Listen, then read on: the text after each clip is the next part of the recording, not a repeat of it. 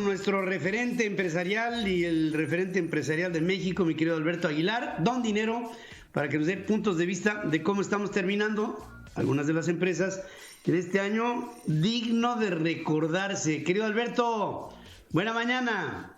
Hola Pedro, qué gusto saludarte, amigos, buenos días, qué gusto saludarlos. Pues sí, Pedro, este 2020 lamentablemente un año que ha sido demoledor en todos los aspectos para la economía, para las empresas. ¿Por qué? Porque pues ya sabíamos, la economía de nuestro país venía en una etapa ya de recesión.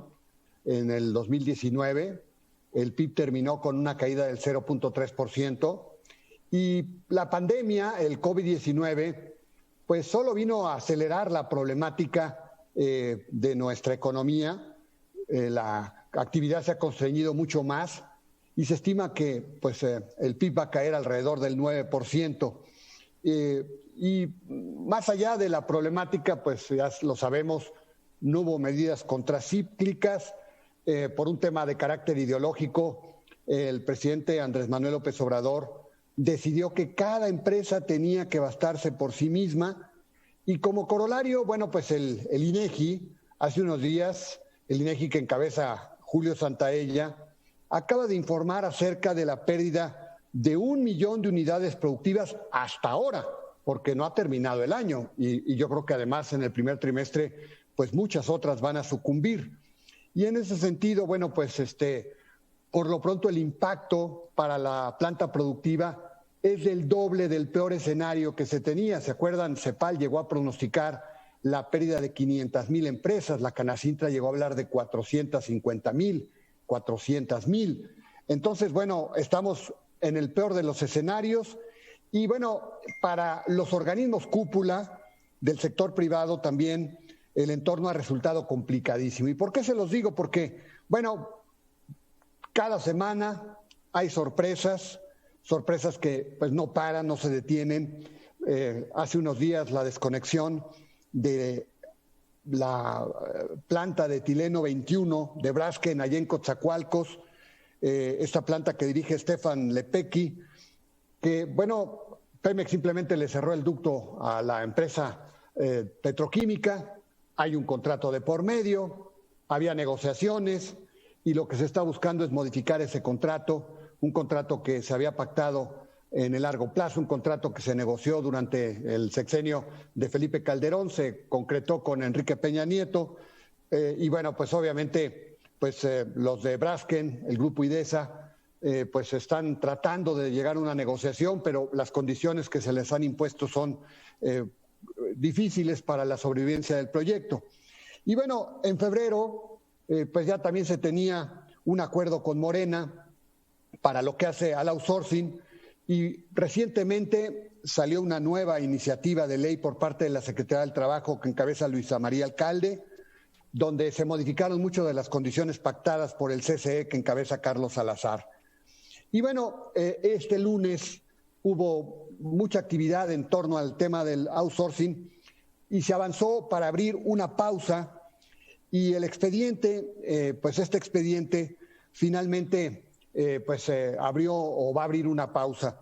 Pero la Presidencia de la República solicitó al CCE que sus miembros suscribieran una carta de intención que a muchos de los miembros del CCE no gustó. ¿A quiénes? A Coparmex, de Gustavo de Hoyos, al Consejo Nacional Agropecuario, que encabeza Bosco de la Vega, y a Canacintra, de No Castellanos. Se opusieron terminantemente a firmar un acuerdo porque consideraban que esas condiciones pues iban a impactar pues a muchas empresas y ya no había retorno.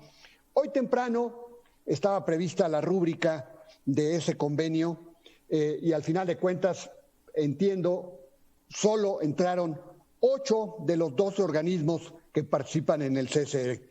Hasta anoche tampoco figuraba la Asociación de Bancos de México. No entiendo si al final de cuentas ellos tampoco se subieron o al final de cuentas pues simplemente no figuraban porque no iban a poder estar, pero creo que no había rúbrica de ellos tampoco. El punto es que al final de cuentas no hubo unanimidad que se pedía por parte de Presidencia, solamente mayoría.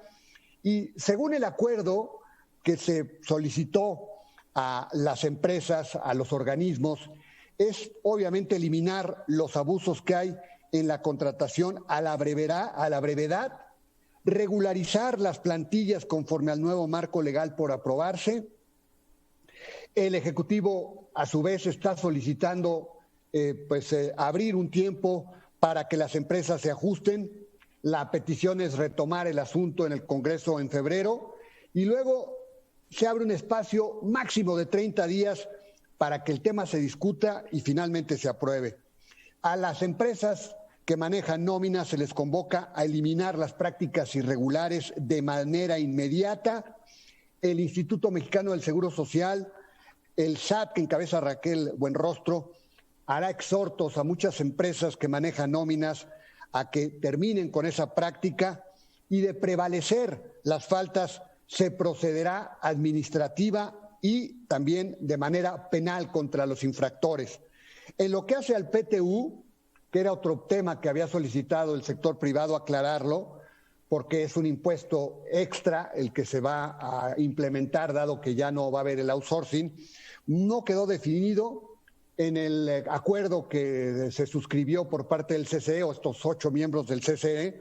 Se dice que este acuerdo del PTU no quedó socialmente debatido, por lo que se requerirá más tiempo para una discusión abierta, y textual dice que evite la discrecionalidad en el pago del reparto de utilidades del PTU. Así que, pese a la tregua que habrá para febrero, solicitada por el CCE, solicitada por el sector privado, pues el asunto me parece que está muy lejos de esclarecerse y creo que este esquema va a tener sus bemoles para que pueda seguir operando como lo hemos conocido hasta ahora. Y bueno, por lo pronto, pues el tema ya ha generado división al interior del CCE, porque al final de cuentas, Carlos Salazar quiso lograr esta tregua y estuvo con Camín, estuvo con Canaco, con ellos. Aparentemente también las aseguradoras están firmando este acuerdo, esta tregua, pero el resto se inconforma porque consideran que es un abuso el pedirles que se suscriba una carta de intención para que se pueda abrir una tregua. Y bueno, por lo pronto, 8 de 12, no unanimidad, pero al final de cuentas sí mayoría para lograr esta tregua, una tregua que no sé si va a resolver mucho la problemática que se vive con el outsourcing.